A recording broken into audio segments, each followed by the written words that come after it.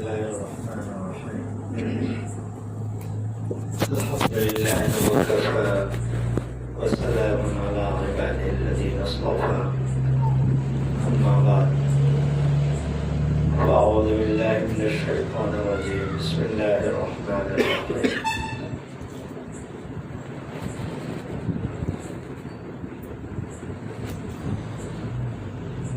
إذا جاء أجلهم ولا يستأخرون ساعة ولا يستقدمون وقال تعالى أينما تكونوا يدرككم الموت ولو كنتم في بروج مشيدة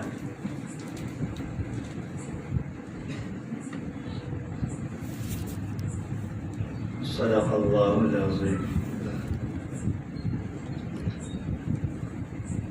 بھائیوں عزیزوں،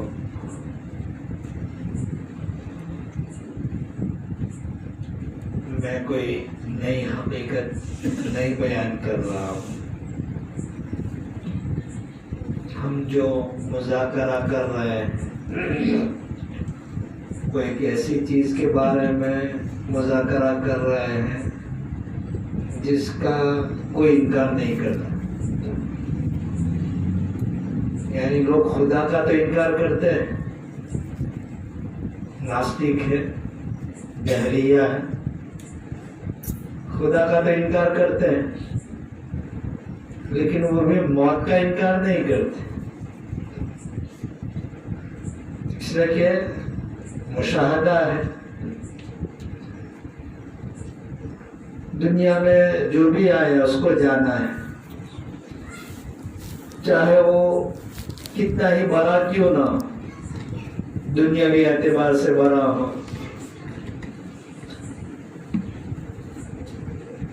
جاہ اور مرتبہ کے اعتبار سے بڑا ہو، مذہبی اعتبار سے بڑا ہو، حتیٰ کہ جو مقدس گروہ ہمارے عقیدے کے مطابق انبیاء علیہ السلام، ان کو بھی چھٹکارا نہیں. جو بھی عزیز نے جو آیات تلاوت کی اس میں کیا ہے؟ وما محمد الا رسول. جب نبی کریم صلی اللہ علیہ وسلم اس دنیا سے پردہ فرما گئے تو صحابہ کو عجیب کیفیت تھی اور دنیا پر اس سے بڑا صدمہ واقع نہیں ہوا. اس لیے کہ جس کے لیے ساری کائنات پیدا کی گئی وہی چل بس. اور ظاہر ہے کہ صحابہ کو جو آپ سے تعلق تھا، محبت کا، عشق کا، تو وہی ذات چلی گئی. عجیب و غریب کیفیت، باوجود یہ کہ حضرت عمر رضی اللہ عنہ اتنے بہادر، لیکن پھر بھی تلوار لے کر نکلے کہ کوئی بھی اگر یہ کہے کہ محمد صلی اللہ علیہ وسلم کی موت واقع ہو گئی تو میں اس کو قتل کر دوں گا، یہ کیفیت. لیکن ان سب کے درمیان میں حضرت صدیق رضی اللہ عنہ کھڑے ہوئے اور انہوں نے یہی آیت تلاوت کی جو بھی عزیز نے تلاوت کی اور فرمایا کہ دیکھو سنو، جو محمد صلی اللہ علیہ وسلم کی عبادت کرتا تھا وہ سن لے کہ محمد قد مات، کہ محمد صلی اللہ علیہ وسلم کی تو موت واقع ہوں گے. اور جو اللہ تعالیٰ کی عبادت کر رہا تھا تو فإن اللہ حی لا یموت، اللہ تعالیٰ زندہ ہے، اس پر موت طاری نہیں ہو سکتی. تو اتنا مقدس گروہ، انبیاء علیہ السلام کا گروہ، جب وہ نہ رہا، ان کی موت واقع ہوئی، تو میرے بھائیوں اس دنیا میں جو بھی آیا ہے اس کو جانا ہے. اور یہ ایک اٹل حقیقت ہے. جیسے میں نے کہا، جو خدا کا انکار کرنے والے ہیں وہ بھی موت کا انکار نہیں کرتے، بلکہ آدمی کتنے ہی اس کے لیے تدبیر کر لے، کوئی ایسی جگہ بنا لے، ٹھکانہ بنا لے جس میں مچھر اور مکھی کے گھسنے کا بھی امکان نہ ہو، لیکن ملک الموت تو وہاں بھی پہنچے گا۔ اینما تکونوا یدرککم الموت ولو کنتم فی بروج مشیدہ۔ اب کتنے مضبوط قلعے میں کیوں نہ ہو، موت کو آنا ہے۔ اب بہانے الگ الگ ہوتے ہیں، کوئی کورونا میں انتقال کر رہا ہے،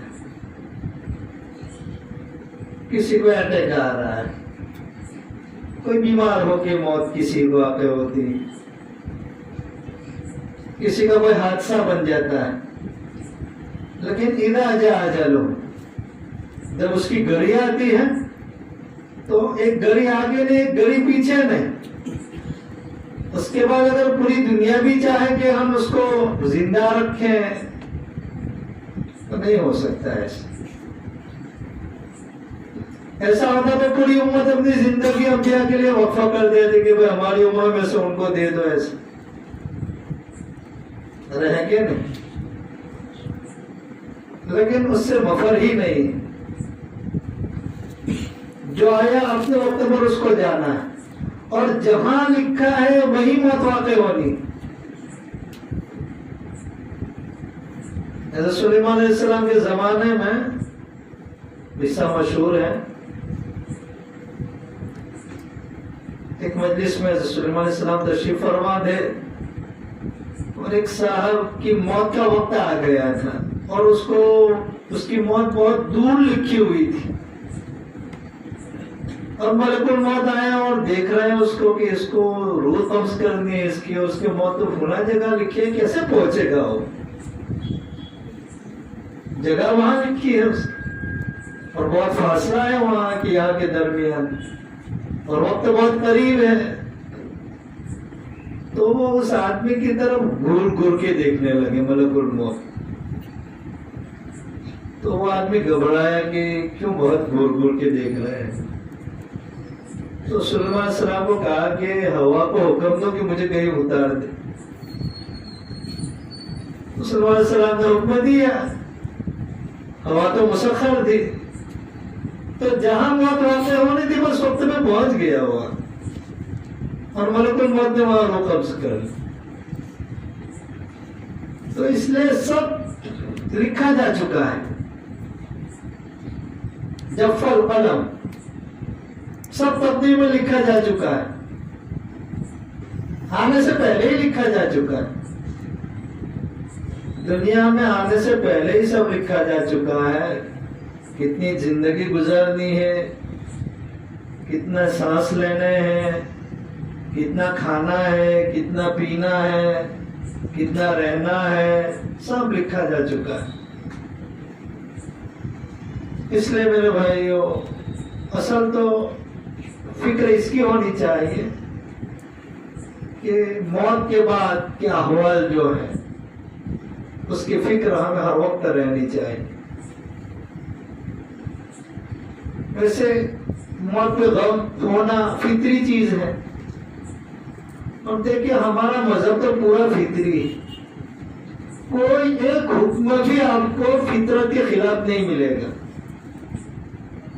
انسان کے جو تقاضے ہیں سب جگہ اس کی رعایت کی گئی۔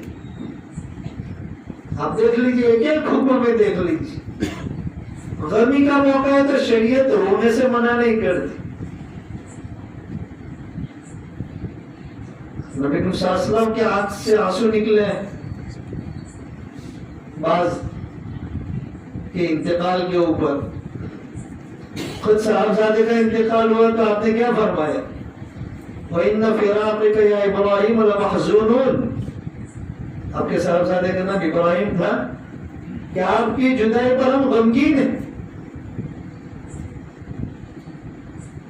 تو اس سے منع نہیں، خوشی کا موقع ہے تو خوشی میں بھی، لیکن شریعت نے حدود بیان کر دی ہے۔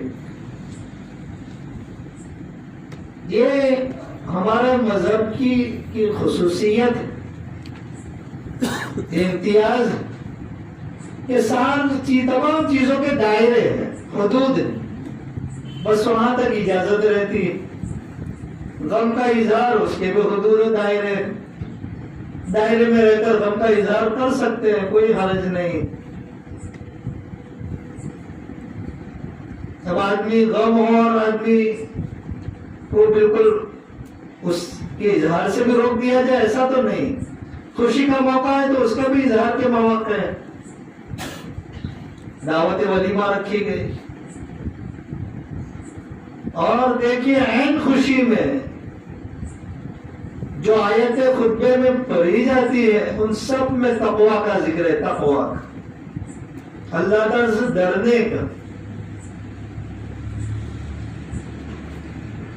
یا ایھا الناس اتقوا ربکم والذی خلقکم من نفس واحدہ وخلق منها زوجها وبث منهما رجالا كثيرا ونساء واتقوا الله الذي تساءلون به والارحام يا ايها الذين امنوا اتقوا الله حق تقاته ولا تموتن۔ یہ ایک عجیب بات ہے، یہاں پر دیکھیں خوشی کا موقع ہے اور لا تموتن، مرنا مت، مسلمان ہونے کی حالت میں ہی مرنا۔ حضرت بھوپال کے قاضی صاحب تشریف لائے تھے تر کے ساتھ، تو ایک جگہ بیان تھا تو حضرت نے فرمایا کہ یہ اللہ تعالیٰ صاحب شرع ہی ایسا کہہ سکتا ہے، عین خوشی میں موت کی یاد دلا رہا ہے، عین خوشی میں، وَلَا تَمُوتُنَّ إِلَّا وَأَنْتُمْ مُسْلِمُونَ۔ ورنہ کوئی کہے گا کہ یہ کیا خوشی میں موت کی باتیں کرتا ہے، لیکن عین خوشی میں باری تعالیٰ فرماتے وَلَا تَمُوتُنَّ إِلَّا وَأَنْتُمْ مُسْلِمُونَ۔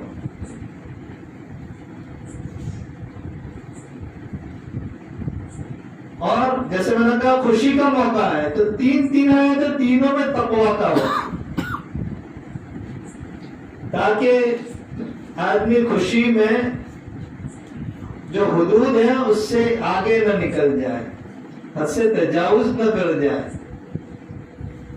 شریعت کی نافرمانی نہ کرے، اللہ تعالیٰ کی نافرمانی نہ کرے۔ تو میرے بھائیو، اللہ تعالیٰ نے تو یہ ہمیں زندگی اور موت اسی لیے دی ہے، الذی خلق الموت والحیات لیبلوکم ایکم احسن عملا۔ یہ ایک سانس ہمارا قیمتی جانے والا چلا گیا، اب وہ ایک سبحان اللہ کہہ نہیں سکتا، ہمیں بھی معلوم نہیں کون سے وقت میں موت آنی ہے۔ اور جیسے میں نے کہا کہ سب کو موت آنی ہے، یہاں تک کہ ملک الموت کو بھی موت آنی ہے، اور اللہ تعالیٰ کے عجیب و غریب سب کے معاملات ہیں سب کے ساتھ۔ ملک الموت سے ایک مرتبہ پوچھا اللہ تعالیٰ نے کہ اتنے سارے لوگوں کی روح قبض کی، کبھی تجھے رحم آیا؟ تاکہ دو موقع پر رحم آئے۔ کہا کون سا موقع؟ کہا کہ سمندر میں ایک جہاز جا رہا تھا اور ایک عورت نے بچہ اسی وقت جنا اور اسی وقت وہ جہاز ٹوٹا اور اس کی روح قبض کرنے کا حکم آیا۔ تو مجھے بڑا اس پہ احساس ہوا کہ بچہ ابھی تو پیدا ہوا ہے اور موت تو اس کی ماں کی روح تو قبض کرنی ہے۔ کہا کہ دوسرا کون سا موقع؟ کہا کہ شداد نے جب جنت بنائی اور جب دیکھنے کے لیے گیا تو ایک قدم اندر میں ایک قدم باہر، اور تیرا حکم آ گیا کہ روح قبض کر لو۔ اس وقت مجھے بہت احساس ہوا کہ اتنی محنت سے اس نے جنت بنائی تھی اور دیکھ بھی نہیں پایا۔ سنا رہے تھے کہ مرحوم بھی کچھ گئے تھے وہاں سورت، تو وہاں فرعون اور قارون کا ذکر آیا تو میں نے کہا چلو میں شداد کا ذکر کر دیتا ہوں. تو اللہ تعالیٰ نے ملک الموت کو کہا کہ ایک ہی ذات کے اوپر تجھے 2 مرتبہ رحم آئے، اس لیے کہ یہی وہ لڑکا تھا جو پیدا ہوا تھا، وہ شداد ہی تھا. ایسے حالات میں ہم نے اس کی تربیت کی، اس کو ضائع نہیں ہونے دیا، مرنے نہیں دیا، اس کو بڑا کیا ہم. اور جس میں نے کہا نا کہ اللہ تعالیٰ تو رب العالمین ہے، اس کے تربیت کے انداز بڑے انوکھے، بڑے انوکھے. حضرت مولانا مفتی محمد تقی عثمانی دامت برکاتہ ہم نے تراشے میں ایک واقعہ لکھا ہے امام راضی کے حوالے سے، رب العالمین کے تحت میں الحمدللہ رب العالمین. حضرت ذوالنون مصری رحمۃ اللہ علیہ غالباً ایک مرتبہ غسل فرما رہے تھے سمندر میں، تو انہوں نے دیکھا کہ بچھو چلا آ رہا ہے. وہ آیا، شاید کچھوا یا کوئی اور دریائی جانور کنارے ہو گیا، وہ اس کے اوپر سوار ہو گیا بچھو. ذوالنون مصری رحمۃ اللہ علیہ کو تعجب ہوا کہ کوئی ماجرا ہے، ضرور دیکھنا چاہیے. وہ پیچھے ہو لیے تو دیکھا کہ وہ دوسرے کنارے پر پہنچا اور اس نے وہاں بچھو کو اٹار دیا. بچھو چلا آگے اور ایک درخت تھا، درخت کے نیچے ایک آدمی سویا ہوا تھا اور نشے میں مست تھا شراب میں، اور ایک سانپ درخت سے لٹک کے بالکل ڈسنے کے قریب لٹک گیا تھا. وہ ڈسنے کے بس ڈسنا ہی چاہتا ہے کہ وہ بچھو نے پیچھے سے جا کے اس کو ڈنک مارا سانپ کو. سانپ گر گیا، مر گیا. تو اس آدمی کو اٹھایا حضرت ذوالنون مصری رحمۃ اللہ علیہ نے، یعنی عجیب و غریب واقعہ دیکھا انہوں نے. تو وہ تو نشے میں مست تھا، دیکھیے اتنا گنہگار آدمی، لیکن اللہ تعالیٰ دیکھیے وہاں تو فیصلہ ہوگا، وامتازوا اليوم ایھا المجرمون، کہ آج الگ ہو جاؤ. لیکن دنیا میں سب کو پالتا ہے. اب یہ نشے میں مست ہے، سانپ دستے کے قریب ہے اور بچھو کو اسپیشل بھیجا سانپ کو مارنے کے لیے. تو اس کو اٹھایا بزرگ نے اور کہا کہ دیکھ یہ سانپ بالکل تجھے دسنے ہی جا رہا تھا کہ بچھو نے کاٹا ہے اس کو.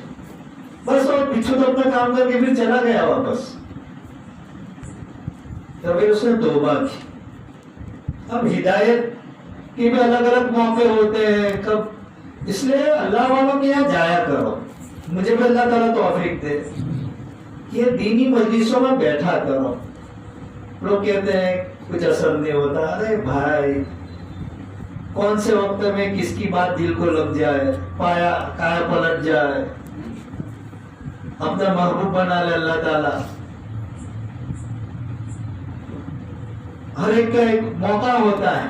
بہت سارے بزرگ کے آپ واقعات میں دیکھیں گے تو ایک ایسا واقعہ پیش آیا کہ کہاں سے کہاں پہنچ گئے اور ولایت کا اتنا بڑا مقام ملا ان کو، اتنا بڑا مقام ملا. اگر تذکرۃ الاولیاء آپ دیکھیں شیخ فرید الدین ابطال رحمۃ اللہ علیہ کی، تو اس میں بہت سارے حضرات کے ایسے واقعے ملیں گے کہ جس کے ہم نام لیتے ہیں. بڑے بڑے لوگ، ان کی ابتدائی زندگی کیسی تھی، پھر کیسے ان کی زندگی میں پلٹا آیا. تو بارہ دیکھیے یہ اس کے لیے توبہ کا بھی موقع تھا، اللہ تعالیٰ نے اس کو چانس دیا. تو میرے بھائیوں اللہ تعالیٰ کی تربیت کے انداز نرالے ہیں. کسی کو کس طرح زندگی دیتا ہے، کسی کو کس طرح موت دیتا ہے. یہ ہمارے لیے بہت تسلی کا سامان ہے کہ مرحوم طلب علم میں لگے ہوئے تھے.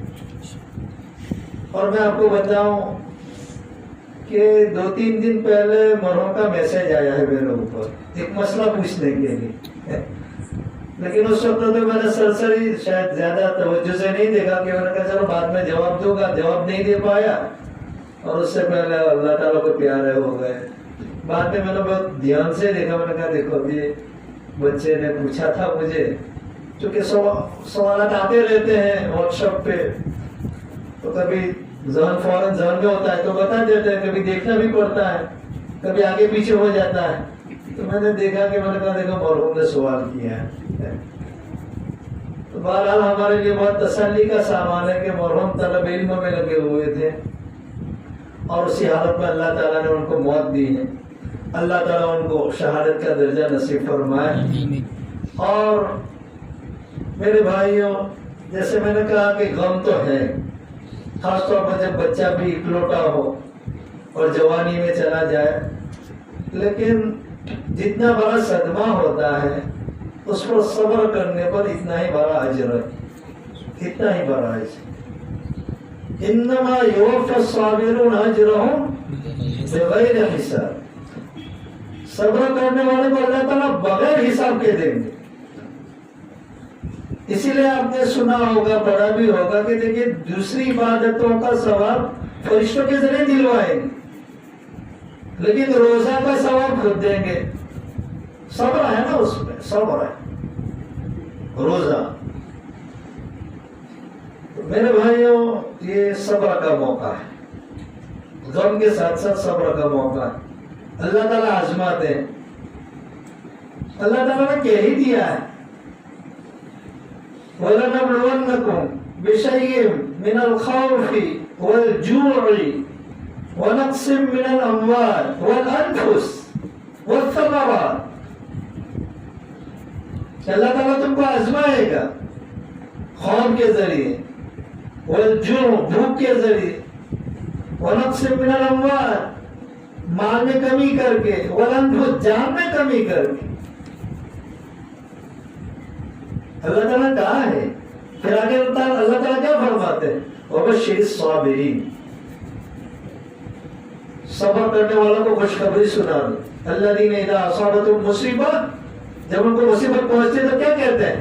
إِنَّا لِلَّهِ وَإِنَّا إِلَیْهِ رَاجِعُونَ۔ جو دیا تھا اللہ تعالیٰ نے تو دیا ہے، اسی نے لیا ہے، اسی نے دیا اسی نے لیا، اور ہم سب کو بھی وہی جانا ہے، سب کو وہی جانا ہے۔ اس لیے میرے بھائیوں، بعض مرتبہ ایسا ہوتا ہے کہ ایک آدمی کا ایک مقام ہوتا ہے جنت میں، لیکن عمل اتنا نہیں ہوتا، تو اللہ تعالیٰ کسی مصیبت میں مبتلا کر دیتے تاکہ وہ مصیبت کے ذریعے اس مقام کو پا لے۔ حضرت مولانا منظور نعمانی رحمۃ اللہ علیہ، ان کے ایک خادم تھے، ان کا وضو بار بار ٹوٹتا تھا، وہ بہت پریشان بیچارے، نماز پڑھنی تو وضو کرنے آئے نہیں کہ پھر ٹوٹا، پھر وضو کرنے گئے، پھر ابھی وضو کر کے آئے نہیں، پھر وضو ٹوٹ گیا، پھر وضو کرنے گئے، وہ پریشان۔